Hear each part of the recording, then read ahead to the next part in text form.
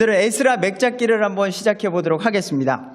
자, 에스라 이 바벨론 포로기에서 이스라엘 백성을 데리고 온 리더자입니다. 이 역사적인 것은요, 주전 450년이니까 지금은 2023년이니까 약 250년 전에 하나님의 백성을 데리고 온 에스라 이야기가 되고요, 80년 기간 동안에 있었던 일을 기억하고 있습니다. 그래서 바벨론 포로 생활에서 벗어나서, 원래 이스라엘 백성은요, 하나님만을 바라보고 살아가는 사람들인데, 그 하나님에 대한 하나님을 믿고 살아가는 그런 것들을 잃어버려서 바벨론 포로로 가게 되죠. 70년 동안에. 그래서 다시 하나님께로 돌아오는 그런 역사가 있습니다. 그래서 에스라의 뜻은 여호와가 도우신다. 그래서 오늘 성경 말씀을 듣고 말씀을 들으면요, 우리가 아까 찬양 인도 때 다윗도 말했지만 살아가다가 힘들고 별의별 일이 다 일어나죠. 그때에 우리에게 힘이 되는 건 이거예요. 여호와가 도우신다.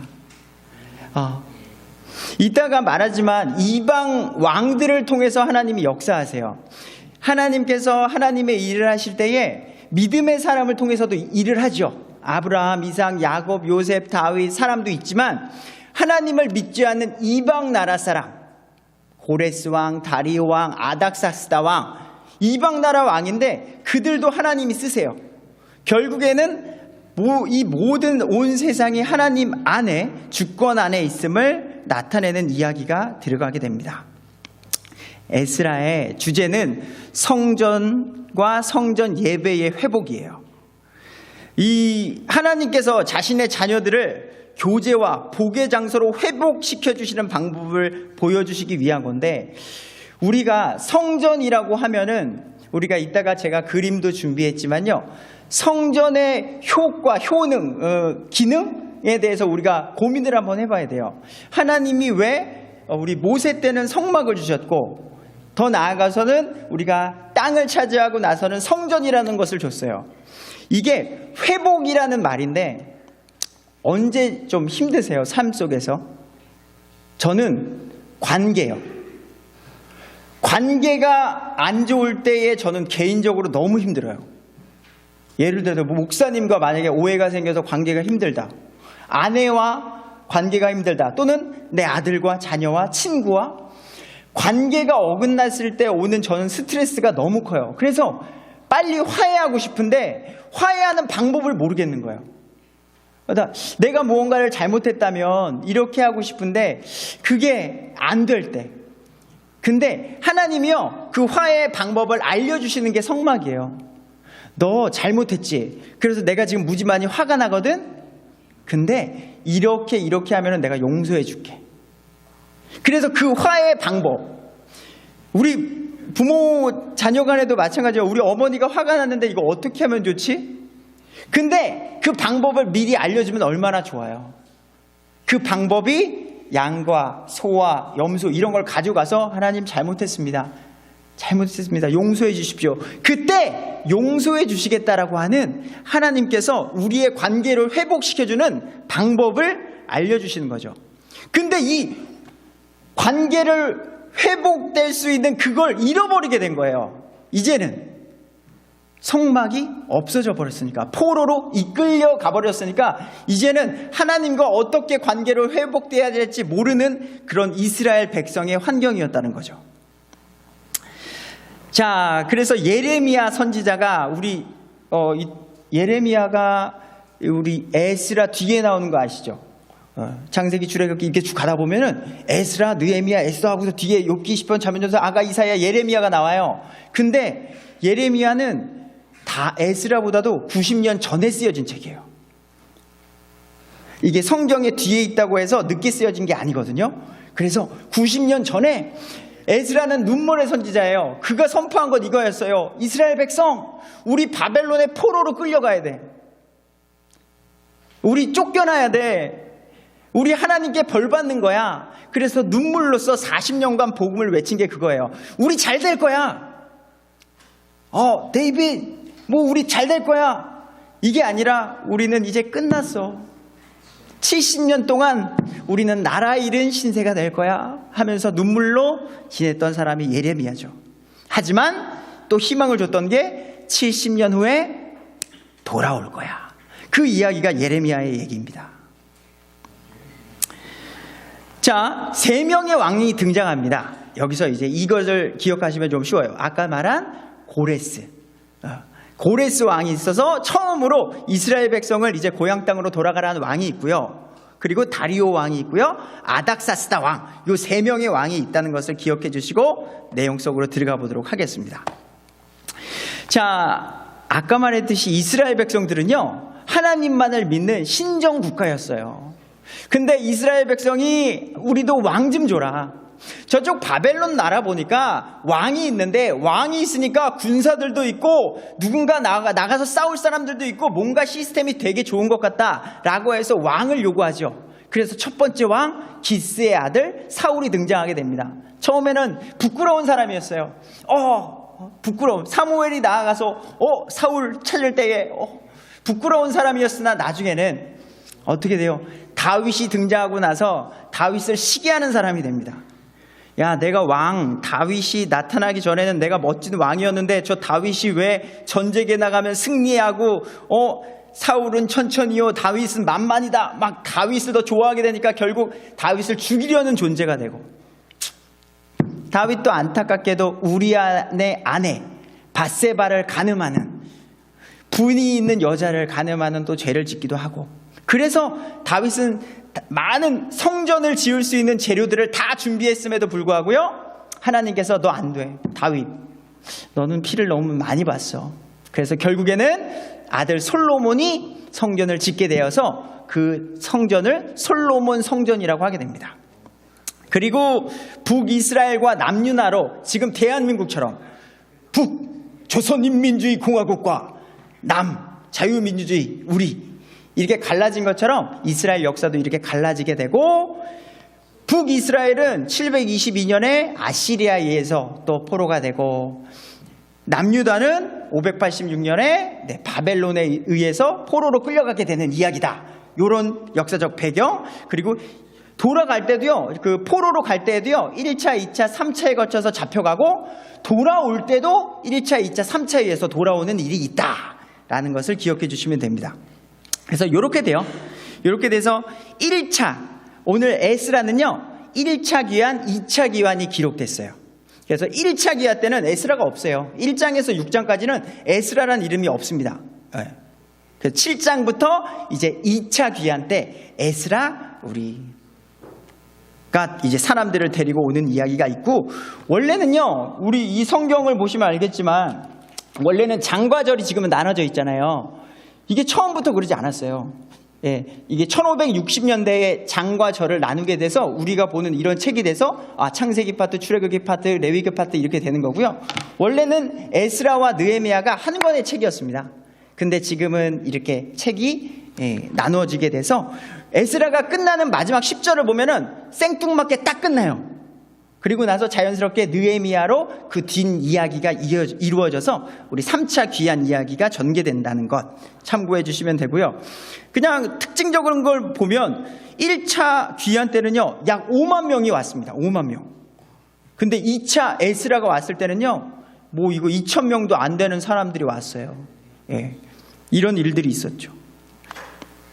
자, 왜 70년의 포로 생활인가? 왜 바벨론에서 70년 동안 지내야 했는가? 성경은 재미난 게, 우리가 이 책을 믿는 이유는요, 예언이 있다는 말이에요.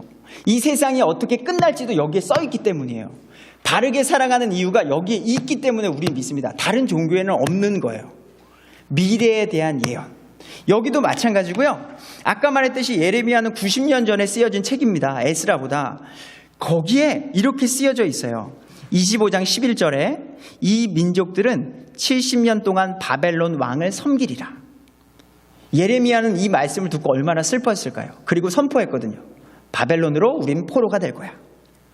25장 12절에 70년이 찰 때에 내가 바벨론 왕과 그 민족과 갈대아 사람들의 땅을 그들의 불법으로 말미암아 벌하여 영원한 폐허가 되게 하리라.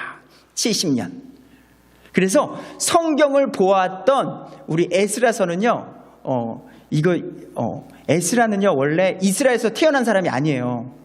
그러니까 이스라엘이 1차, 2차, 3차 포로로 가고요. 거기서 70년을 지냈으니까 지금 여기서 70세 되신 분 없잖아요. 바벨론 땅에서 태어난 사람이었어요. 그러다 보니까 거기서 예레미야 성경을 보니까 우리 이스라엘 백성이 다시 이스라엘로 돌아가네? 바벨론에서 풀려나는 일이 있네? 성경을 있는 그대로 믿었던 사람이에요.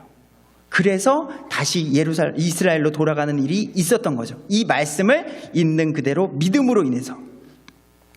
예레미야 29장 10절에도 말하노니 바벨론에서 70년이 찬 뒤에 내가 너희를 돌아보고 너희를 향한 나의 선한 말을 이행하여 너희를 이곳 이스라엘 땅으로 돌아오게 하리라. 그래서 이 말씀을 믿는 거예요. 최근에 일어난 신비한 일, 이거 세상 사람들은 모르죠. 하지만 우리는 성경대로 믿는 이거. 원래 이스라엘이 언제 멸망했는지 아시죠? AD 70년에 이스라엘은 로마 대화 화재로 없어졌었어요. 근데 성경학자들이 놀랍게 본 게요, 계시록을 보니까 이스라엘 사람들이 있는 거예요. 그래서 1900년도, 1800년도에 신학자들이 야, 이스라엘 없는데 이걸 어떻게 해석할까? 야, 요한계시록을 보니까 마지막 때에 이스라엘이라는 나라가 회복되는 일이 이스라엘이 나오는 거예요. 근데 그 당시 1800년도, 1900년도에는요 이스라엘이 없었단 말이에요. 그러니까 이걸 어떻게 우리가 주석을 달아야 될까? 이스라엘을 교회로 보자, 이렇게 해석한 거예요. 근데 이게 웬일이에요? 제1차 중동전쟁이라고 하죠. 세상 사람들은. 거기서 1948년 5월 달에 어떤 나라가 다시 생기는 거예요? 이스라엘이. 그 역사를 보시면은 절대 우리 세계사를 우리 공부하는 사람도 더 알겠지만 이길 수 없는 전쟁이었다고요. 이스라엘과 그 주변 아랍 국가들이 총공격을 해서 이스라엘을 땅을 없애려고 했는데 기적적으로 그 땅이 회복된 이야기가 1948년 5월에 있었다는 거죠. 성경을 믿는 사람들은 그때 아멘, 역시 하나님의 말씀은 살아있구나. 이스라엘이란 나라가 없었던 나라가 다시 생기는구나.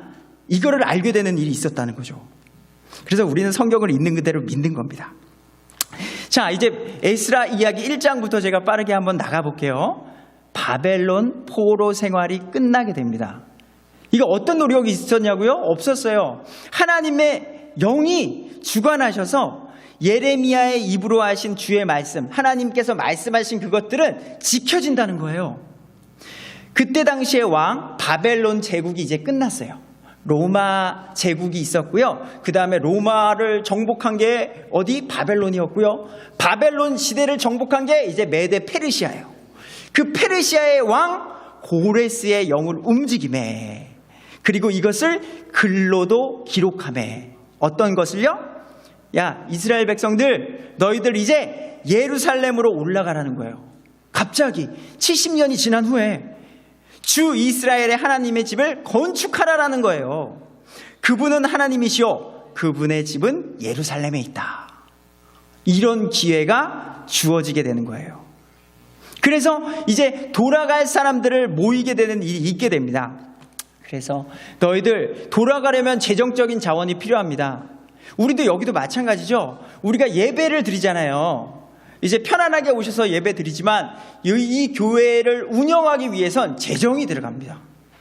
여기 성전을 지을 때도 마찬가지죠. 그래서 이제 성전을 건축할 이제 자금을 모음하는 일, 그때 자발적으로 헌물을 드리는 일이 4절부터 6절 있게 되고요. 고레스 왕이요, 예전에 바벨론 느부갓네살 왕이 가져왔던 성전 기구들 있죠. 뭐 금초대, 분향단, 이것저것 하나님께서 향단부터 해서 다 돌려줍니다. 이거 가지고 가서 다시 너희들의 하나님께 예배를 드려라 라는 식으로 모든 것들을 돌려주는 일이 있게 됩니다. 자, 우리가 여기서 성전의 의미에 대해서 생각을 한번 해봐야 돼요. 이건 그냥 작은 그림을 한번 갖고 와봤습니다. 자, 모세가 형 아론과 함께, 오늘 아론이가 왔는데 아론과 함께 우리 하나님께서 정하신 그 아브라함, 이삭, 야곱의 12아들이 있죠. 그 이름을 따가지고 지파가 되는 거죠.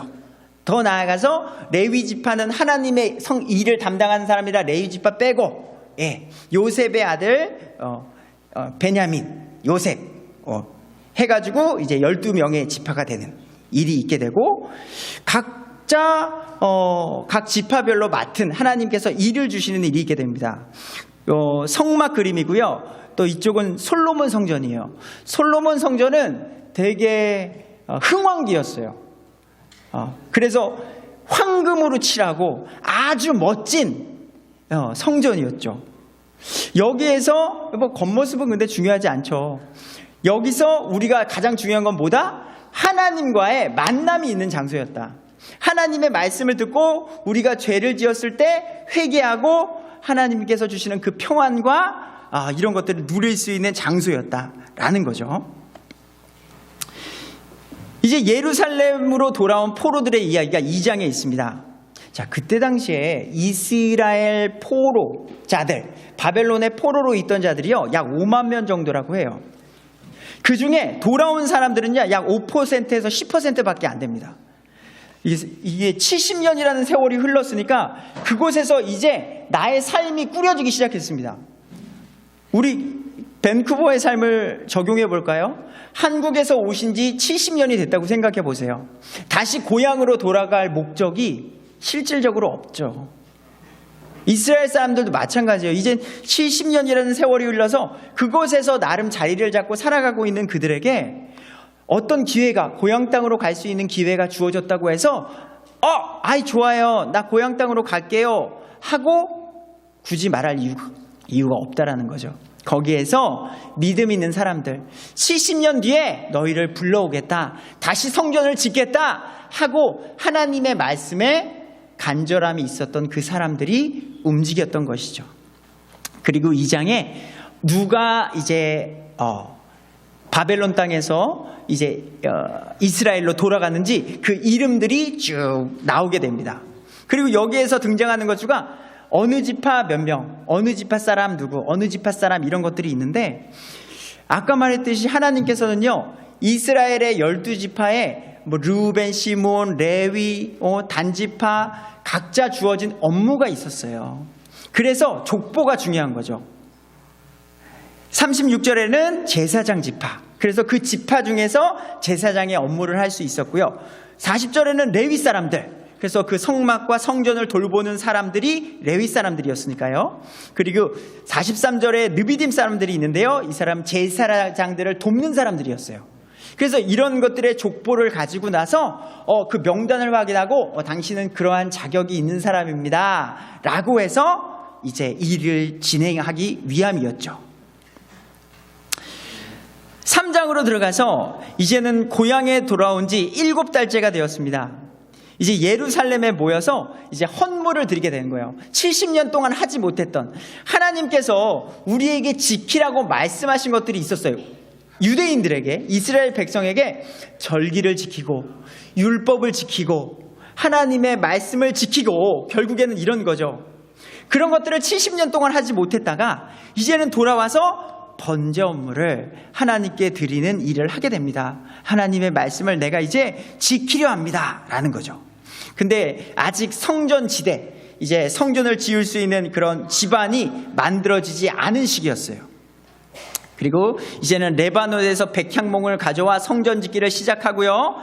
이제 예루살렘으로 돌아와서, 이스라엘로 돌아와서 2년 2월 이제 레위 사람들을 임명하고 성전의 기초를 놓기 시작했습니다. 여기서 재미난 게 있는데요. 딱 우리 애기들 나이예요. 저기 있는 애기들 나이인데, 이스라엘 바벨론으로 포로가 된 게 70년이었잖아요. 약 10세, 그러니까 10살쯤 됐을 때에 포로로 끌려간 친구들은요, 솔로몬 성전이 어떻게 생긴지 알고 있었죠. 황금으로 칠해지고 으리으리하게 다양한 하나님께 드리는 예물들이 있어, 헌물들이 있었는데, 내가 나이 80, 90 먹고서 돌아와서 지금 성전 기초를 놓은 것을 보니까 너무나도 초라했던 거예요. 그래서 12절을 보면은 이런 말씀이 있습니다. 제사장들과 레위 사람들과 아버지들의 우두머리들 중에 많은 사람들, 곧 첫 번째 집을 보았던 노인들은, 솔로몬 성전이죠, 자기들의 눈앞에 이 집의 기초가 놓인 것을 보고, 이제 바벨론에서 돌아와 기초가 놓인 이것을 보고서요, 큰 소리로 울었다는 거예요. 예전에는 하나님이 계신 곳이라고 해서 우리가 멋지게 졌었는데 지금은 이렇게 초라하게 하나님의 성전을 짓는구나 하고 노인들은 슬피 우는 일이 있었고요. 또한 많은 사람들은요, 그래도 이제 성전을 다시 짓는구나 기뻐서 크게 소리를 내는 사람들도 있었다라고 성경은 기록하고 있죠. 4장은요, 이제 성전을 짓는구나, 이제 하나님의 우리의 관계가 회복되어지는구나 라고 기다리고 있는 순간에 성경이 이렇게 쉽게 성전을 짓게 하지 않죠. 역사가 그래요. 우리의 믿음의 삶이 그렇고 반대자들이 나타나기 시작하는 거예요. 반대자들. 자, 2절을 보니까요, 유대와 베냐민의 대적들이라고 나옵니다. 그들이 누구냐면요, 사마리아 사람들이었어요. 사마리아 사람들은요, 이스라엘 백성 북왕국 북이스라엘이요, 이방 나라 사람들과, 그러니까 하나님을 믿지 않고요, 예수님을 안 믿, 근데 하나님을 믿지 않은 이방, 바알을 섬기고 아세라를 섬기고 우상을 섬기는 사람들과 결혼을 해서 낳은 사람들이에요. 하나님을 알지 못하는 사람과 결혼해서 낳은 그 사람들이 갑자기 나타나서 너희들 성전 건축하니? 야, 우리도 하나님 믿으니까 우리 같이 성전을 건축하자 라는 거예요. 이게 되게 교묘하게 들려요, 여러분. 우리가 무슨 일을 할 때에 같이 하자, 내가 좀 도와줄게. 하지만 이걸 쉽게 말하면 우리가 예수님을 믿지 않는 사람과 결혼한다는 것, 이것도 요즘은 좀 멀리 올 수도 있을 것 같아요. 예수님 믿지 않는 사람과 결혼하면 어때? 여러분, 근데 이게 깊이 들어가면요, 예수님을 믿지 않는 사람들과 결혼함으로 인해서 내가 하지 못하는 것들이 많습니다. 나는 힘들 때 기도하고 찬양하고 싶고 하나님의 말씀을 보고 싶은데 예수님을 믿지 않는 사람들은요, 여기에 형상을 갖다 놓고 그 사람한테 길고 물 뿌리고 다양한 자기들의 종교 행위를 하고 있습니다. 그것이 한 공간에서 이루어진다고 생각해 보세요. 하나님은요, 우상을 절대로 두지 말라 그랬단 말이에요. 근데 자연스럽게 사마리아 사람들이 와서 너희들 성전 지을 거야? 같이 하자라고 말을 하는 거죠. 그때 뭐래요? 3절에 4장 3절에 보니까요, 그 리더자들, 지도자들이 나와서 아니 우리가 할 거야. 너희의 도움을 받지 않고 우리는 우리가 할 거야. 단호히 거절을 하게 됩니다. 이게 성경 말씀을 보면요, 이방 사람과 결혼하지 않은 이유가 여기에 있습니다. 출애굽기 34장 14절, 먼저 다른 신에게 경배하지 말라. 여러분, 견물생심이에요. 자, 우리 친구들은 나중에 술, 담배 이런 거 할 건가요? 근데 안 한다고 말하지만 노출이 되면 할 가능성이 많이 큽니다. 노출이 되면. 이런 문화도 마찬가지고요. 우리가 단호하게 내리고 이제 이거 안 좋은 것들은 단호하게 끊고 우리가 대처를 해야 되는데 괜찮아 이렇게 가다 보면요, 점점 세상 앞으로 가게 되는 거죠. 재미난 이야기가, 여러분, 이 세상이 그래요. 이번에 최근 이제 뉴스를 봤는데요, 이제 마약 소지가 허용이 된 거 아시죠? 소량의 마약 소지는 법적으로 이제는 허가가 났어요. 소량의 마약은 가지고 다녀도 경찰이 체포하지 않겠다고 해요. 그게 기사가 2월자 초에 났어요. 재밌죠? 우리에게는 있어서 말도 안 되는데, 더 재밌는 건 뭐예요? 그 며칠 뒤에 기사가 났습니다. 마약 중독으로 인해서 죽은 사망자가 2배 증가했다. 그래서 이 세상 기준이 뭐냐면, 마약을 하지마 라고 하면 숨어서 하기 때문에 오케이 해준다라는 거예요. 이 가치관이 맞다고 생각하세요? 나쁜 것을 몰래 하기 때문에 법적으로 허용을 해주겠다. 이게 지금 캐나다의 정부에서 내놓는 대책이라는 거죠. 나쁜 건데 안 돼 하면 더 하니까 풀어줬다는 거예요. 근데 사망자 수는 몇 배가 더 증가했다. 말이 안 되는. 근데 세상은 이렇게 되는 거거든요. 그래서 우리는 하나님의 말씀으로 무장해서 우리 아이들을 보호해야 되는 거예요. 다른 신에게 경배하지 말라. 근데요, 우상을 갖다 놓고요, 자꾸 보면 얘가 또 편해져요. 처음에는 절에 가는 사람들이요, 그 막 12지신부터 해서 막 이런 것들 보면은 막 그러다가요, 점점 이 향이 좋은데?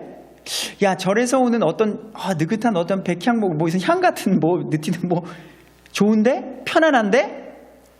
하나님의 말씀으로 무장되지 않은 사람들은요, 자연스럽게 세상 문화에게 빠져드는 것들이 있게 된다는 거죠. 게다가 말했듯이 이방 사람들과 친구가 되고, 뭐 친구가 되지 말라는 건 아니에요. 우리는 예수님의 말씀을 듣고 세상으로 나가는 사람이니까. 근데 이 당시의 사람들은요, 심지어는 이방 사람과 결혼을 하고요, 그들이 믿는 신을 인정해 줬단 말이에요. 우리나라로 갖고 오는 걸 인정해주고 거기서 이방신들에게 예배를 드리는 것을 허용해줬단 말이에요. 그런 것들 하나님께서 벌하신다는 거죠. 그래서 이러한 출애굽기 34장 14, 15, 16절, 자, 그들의 딸들 이방 나라를 그 딸들을 취함으로 그들의 딸들이 그들의 신들을 따라 음행의 길로 가고 너희들도 그렇게 될 수 있으니까 안 된다라는 거예요. 이러한 이유에서 지금 처음으로 돌아온 1차 이스라엘 백성들은 이방 사마리아 사람과 함께 성전을 지을 수 없다라고 단호하게 말하는 거예요. 이걸 인간적으로 보면요, 좀 냉정한 거 아니야? 막 이렇게 말하시는 분들이 있어서 그래요. 하나님의 말씀은 단호합니다. 자, 그러자 성전 건축에 어려움이 생깁니다. 사마리아 사람들이 가만히 있었을까요? 그 땅을 차지해서 텃세를 부리고 내가 능력을 자기들이 갖고 있는 그 능력을 활용해서 성전 건축을 방해하기 시작합니다. 사마리아인들은요, 고레스 왕, 다리오 왕 때까지요, 관리들에게 뇌물을 주어서요 성전 건축을 방해를 합니다. 이게 뭐냐? 법적 대응을 하는 거예요. 너희들 성전 여기서 짓는다고? 안 돼. 그냥 이거 건물 짓고 하면 여기서 수익 창출도 날 거 아니에요. 무언가 일을 했을 때에 그거 너희들 혼자 먹게 못해. 예. 그래서 방해를 하는 일이 있게 됩니다. 그래서 어떤 일을 하게 되느냐, 왕에게 편지를 씁니다. 이 사마리아 사람들이 편지를 써서 아닥사스다 왕에게 이런 편지를 씁니다. 우리 6절에서 23절에 장관 룹이라는 사람, 서기관 심세라는 사람이 아닥사스다 왕에게, 저기 왕이시여, 저 지금 바벨론에서 포로로 나와서 지금 이스라엘에 온 사람들이 있는데요, 그 사람들이 나쁜 도시를 건축한다. 12절에 보시면 있어요. 그리고요 13절, 건축이 되면 얘네들이 힘이 세질 거예요. 그러면 조공과 관세를 바치지 않을 겁니다, 왕이시여. 게다가 더 나아가서요 15절에 반역과 반란을 일으킬 겁니다 라고 편지를 써서 왕에게 보내는 일이 있게 됩니다. 결국 다리오 왕 제2년까지 약 10년간 공사가 중단되는 일이 있게 되는 거예요. 멋진 포부를 갖고 왔습니다. 하나님의 말씀대로 70년 뒤에 이 땅으로 돌아오겠다는 그 말을 가지고요, 믿음의 사람들이 왔는데 또 어려운 문제가 부딪히자 그 일을 멈추게 되는 일이 있었다라는 거죠. 그때 하나님은 또 어떻게 하셨을까요? 믿음의 사람을 또 들여 쓰시는 거예요. 우리 성경 구약에 보면 학계, 스가랴, 말라기 있잖아요. 학계 대언자, 스가랴 대언자를 또 여기서 보내는 거예요. 그래서 학계 이야기를 보시면 이거예요. 야, 너희 집은 이렇게 잘 먹고 잘 살면서 하나님의 성전은 이렇게 둬도 되냐 우리가? 그 내용이 학계서 말씀이에요. 너희들은 이렇게 잘 먹고 잘 사는데 하나님과 함께 했던 그 집 기억 안 나? 하나님이 우리를 위해서 어떻게 해주셨는데, 그 말씀. 그래서 학계와 스가랴 대언자가 와서 하나님의 말씀을 다시 선포하게 되고, 그 말씀으로 힘을 얻었던 사람들이 다시 스룹바벨과 예수아가 하나님의 집을 다시 건축하기 시작하게 됩니다. 믿음의 삶, 우리가 하나님과의 관계를 회복하는 리더자의 삶이 더 어려운 것 같습니다.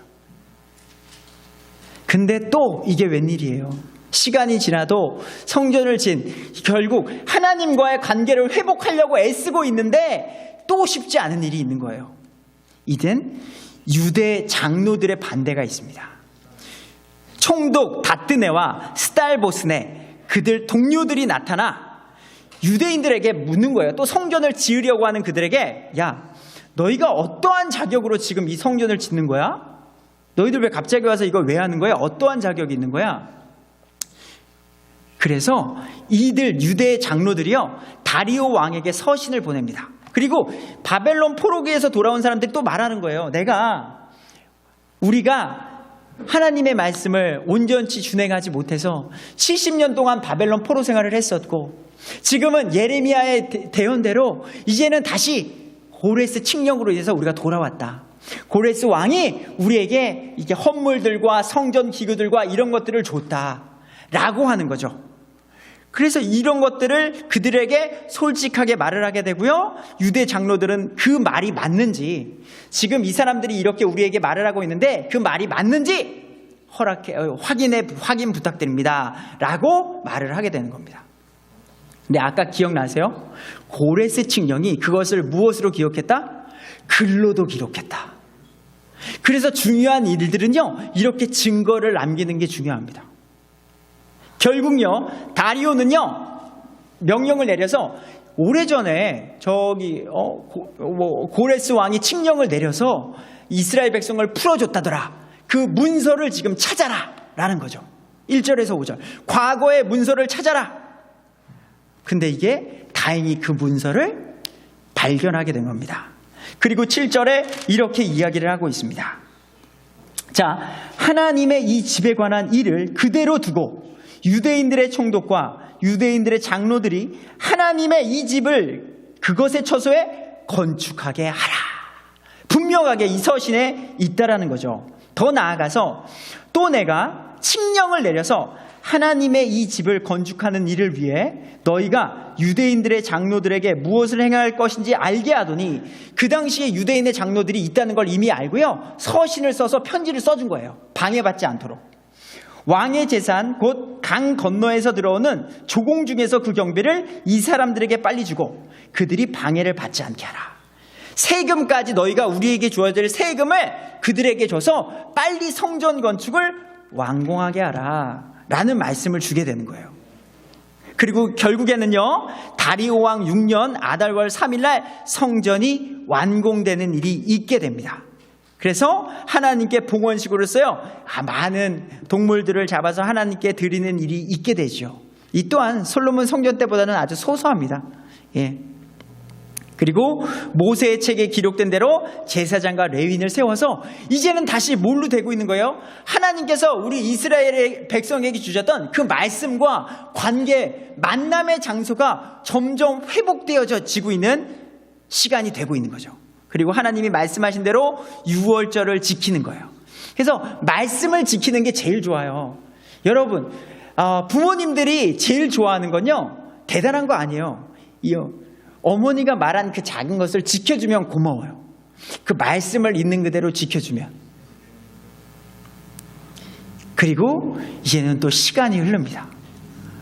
이때 약 58년 60년의 시간이 흐른 뒤에 이때 오늘 이 책의 제목인 에스라가 등장하게 되는 거예요. 시간이 많이 흐르다 보니까요, 하나님에 대한 말씀, 성전은 지어졌는데 그 성전에서 행해야지는 진짜 관계. 여러분, 이 예배당 지금 우리가 여기 있잖아요. 이 예배당에 오시는 이유와 목적은 우리가 하나님의 말씀을 배우고 그 말씀을 깨닫고 세상에 나가서 그 말씀으로 힘있게 살고자 하는 거잖아요. 그게 본질이잖아요. 근데 겉모습은 있는데 그 내용에 들어가 있는 하나님께서 명령하신 그 관계가 이루어지지 않고 있는 거죠. 그래서 하나님은 또 믿음의 사람을 들어쓰시기 시작합니다. 누구요? 오늘 주제 에스라입니다. 에스라는요, 말씀드린 대로요, 바벨론에서 태어났어요. 바벨론에서 태어났는데 나 이스라엘 다시 내 나라로 돌아가고 싶어라는 마음이 간절했던 사람입니다. 이스라엘을 본 적도 없는 사람인데 그게 왜 가능했냐면요, 자, 에스라는요 아론 제사장 출신이었어요. 5절에 보면 하나님의 성막 제사장 출신으로 나는 그런 사람이었어.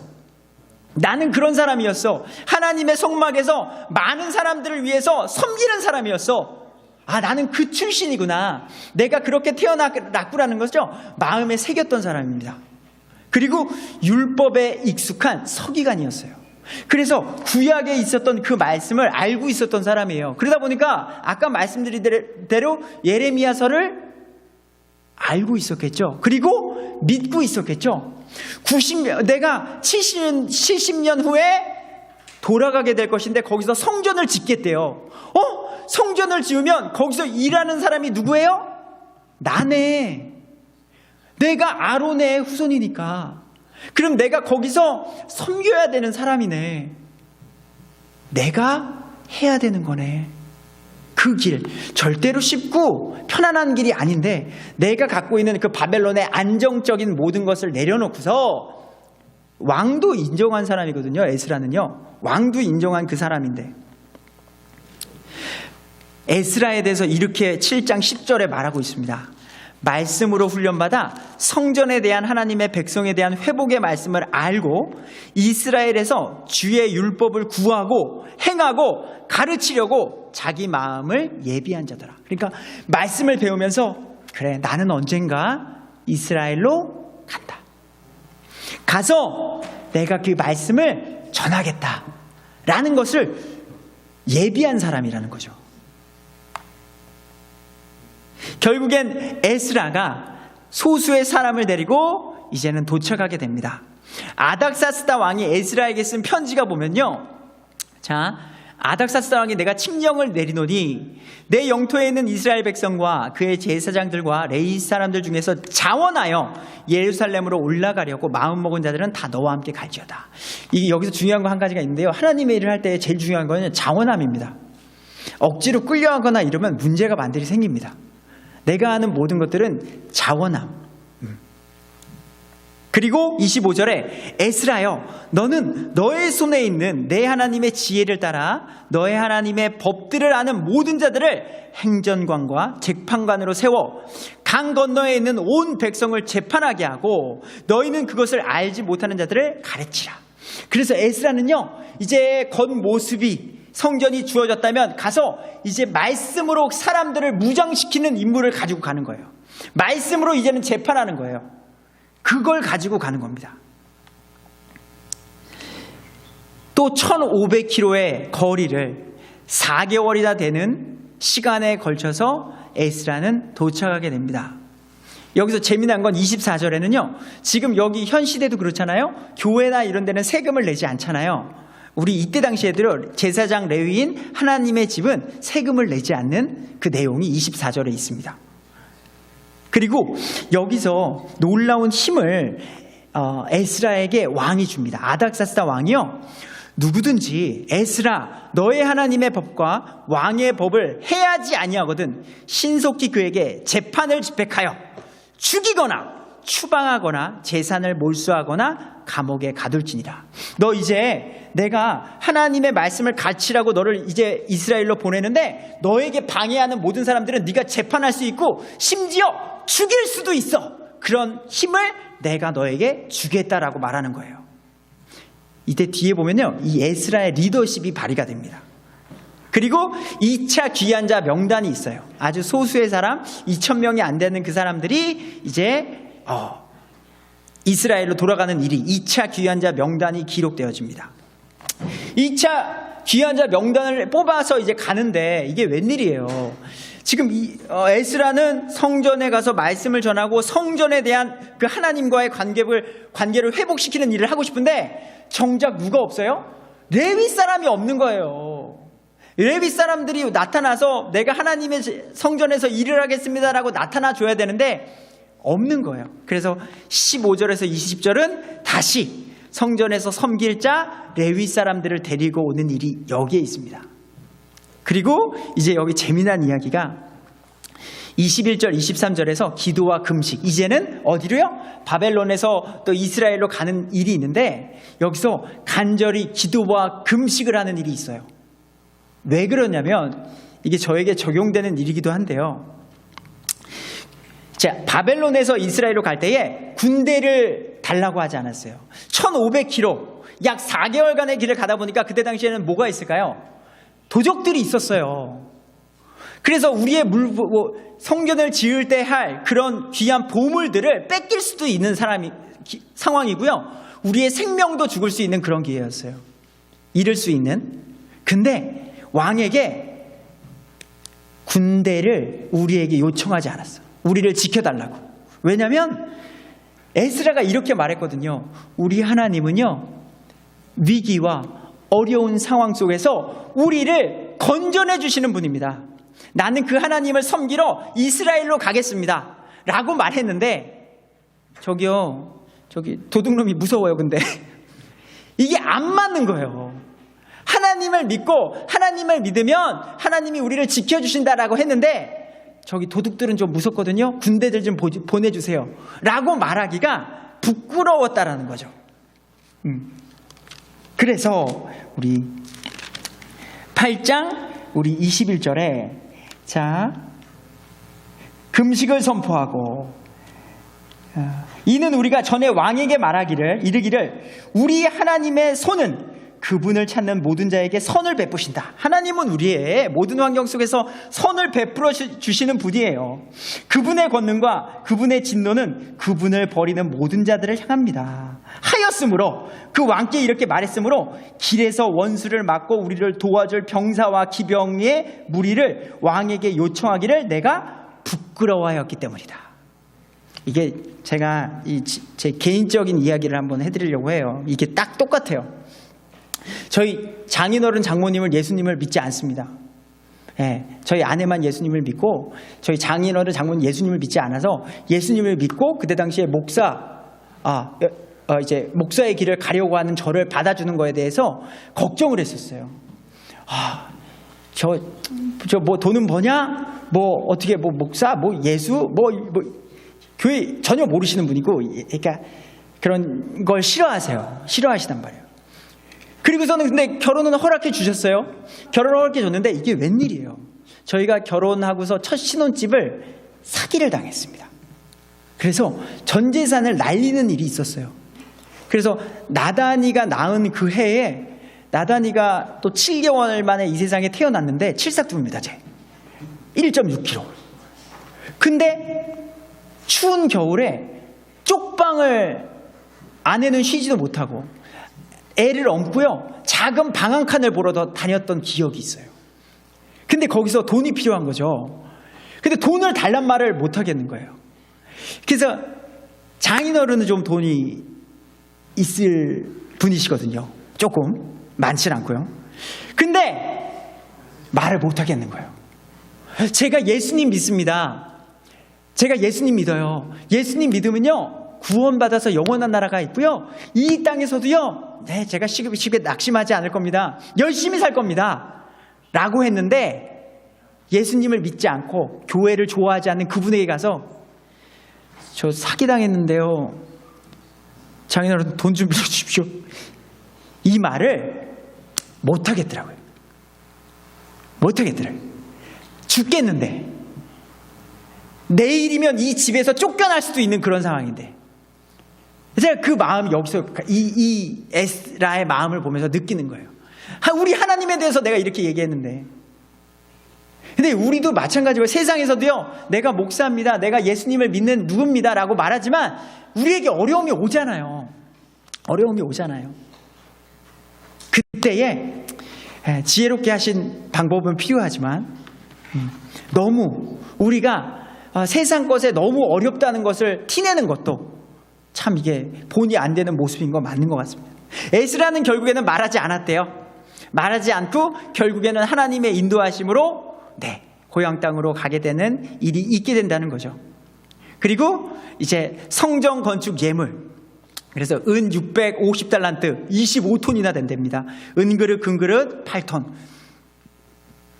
예루살렘 귀환해서 이제 또 하나님께 번제음을 드리고, 그리고 왕이 주었던 그 위임장을 또 건네드리고, 이제 성전에서 일을 하게 되고 말씀을 가르치고 전파해서 예전대로 하나님과의 관계가 회복된 이스라엘 백성을 만들기 위해서 말씀을 선포하며 열심히 살려고 했는데, 또 문제가 발견하게 됐습니다. 9장에 이스라엘의 지도자들이 앞장서서 죄를 짓는 거예요. 그게 뭐냐면, 자, 9장 1절에 이제 이 일들이 이루어진 뒤에 이제 이스라엘에 도착했습니다. 성전에서 이제 열심히 하나님의 말씀을 가르치려고 해요.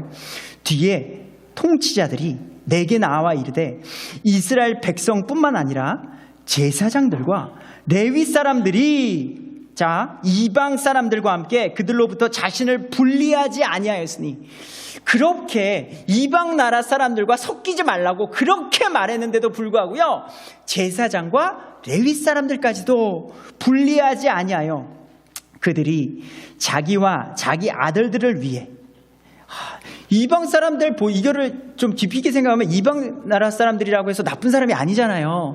우리가 주변을 보시면 예수님 안 믿는 사람들이 나쁜 사람이 아니잖아요. 집안도 잘 살고 착할 수 있잖아요.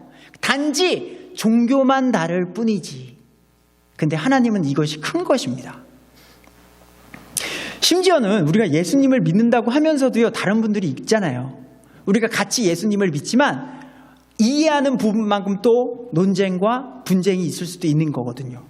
근데 예수님을 믿지 않는 자들과 이렇게 섞여버리니, 이런 죄들. 그래서 참으로 이 범법에서 통치자들과 치리자들의 손이 으뜸이 되었다. 먼저 가서 죄를 짓는 이런 죄들이 있게 됐다라는 거예요. 이때 어떻게 했을까요? 이거 아까 기억해 보세요. 자, 아까 7장 26절에 아닥사스다 왕이 누구든지 너의 말을 어기거든 너는 죽일 수도 있어. 그 추방할 수도 있고 재산을 몰수할 수도 있고 감옥에 갈 수도 있어. 이렇게 되는 거예요. 그러니까 자, 레위 사람들 다 모여. 자, 제사장들 다 모여. 지금 제정신이에요? 이방 사람들과 왜 결혼하는 거예요? 당장 나가세요. 추방. 당신은 죽여버릴 거야. 이렇게 할 수도 있다라는 거죠. 근데 여기서 에스라의 리더십이 나옵니다. 9장 2절에서 4절에 보면요, 이렇게 나옵니다. 자, 3절부터 읽어드릴게요. 내가 이 일을 듣고 내 옷과 겉옷을 찢고 머리털과 수염을 뜯으며 놀란 채 앉았더니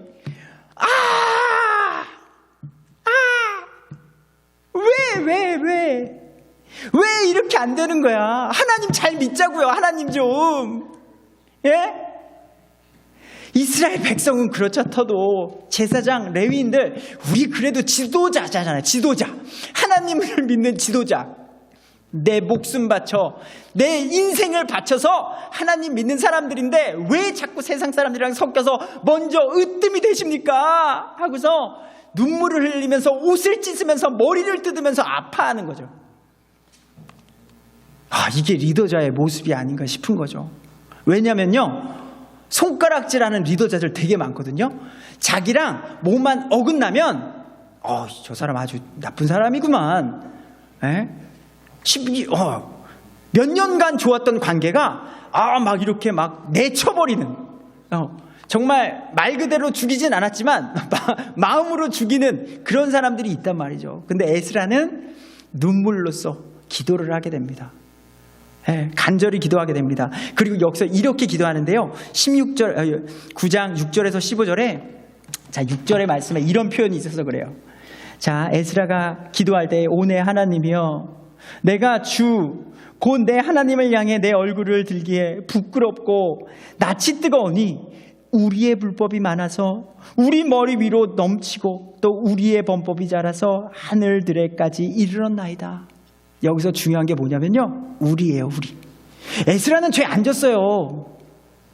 에스라는 바벨론에서도 하나님의 말씀을 연구하고 배우고 내가 이스라엘로 가서 성전에서 말씀을 전할 것이다 하고 예비대하고 준비된 사람인데 전혀 상관없는 그 이스라엘 백성을 품고 기도하는 거예요.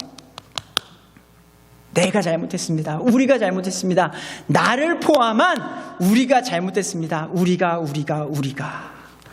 라고 기도했던 리더자라는 거죠. 그런 마음이 우리에게도 있기를 간절히 소망합니다.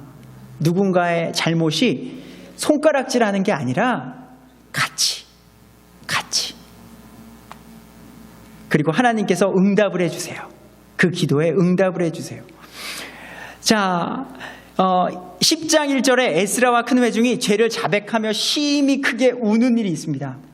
이제 에스라가 하나님의 집 앞에서 울며 엎드려 기도하고 자백할 때에 이스라엘 중에서 남자와 여자와 아이들이 심히 큰 회중이 그에게 모였나니 이는 백성이 심히 크게 울었기 때문이다. 저는 이런 리더십의 사람이 되고 싶습니다. 그리고 이런 리더십의 사람을 따라가고 싶습니다.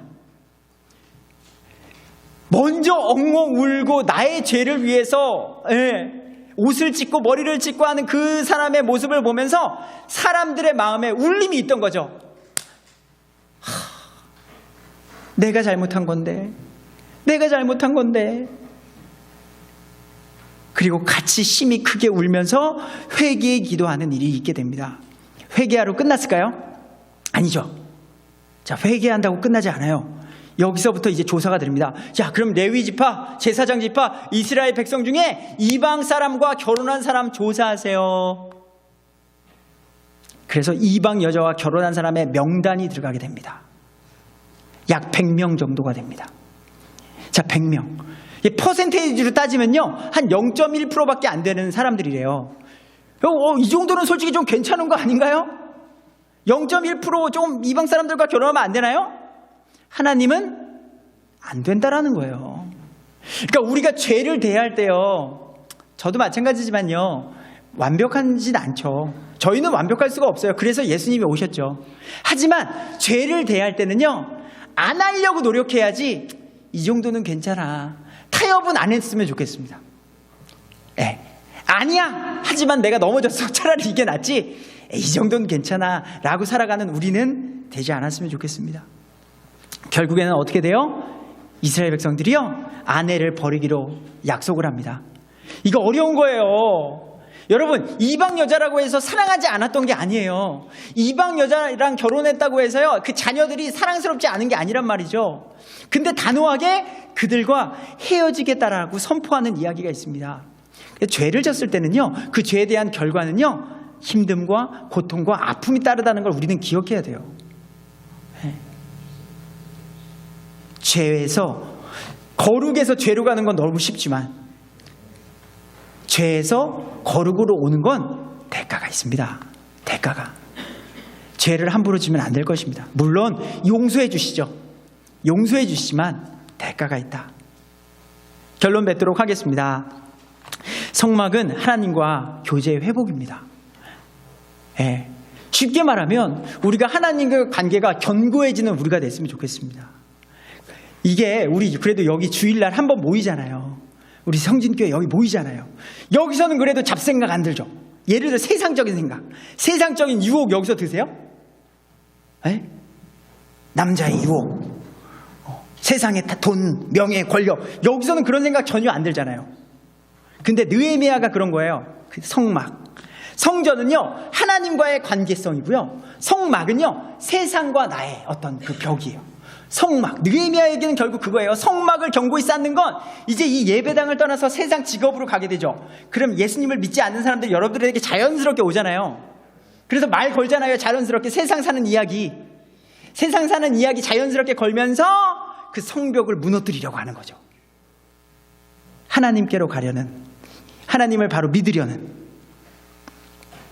우리가 이 안에 하나님과의 관계, 우리 성경 읽기를 통해서 하나님의 말씀을 깨닫고 또한 지키고 행함으로 인해서 우리가 더욱더 견고해졌으면 좋겠습니다.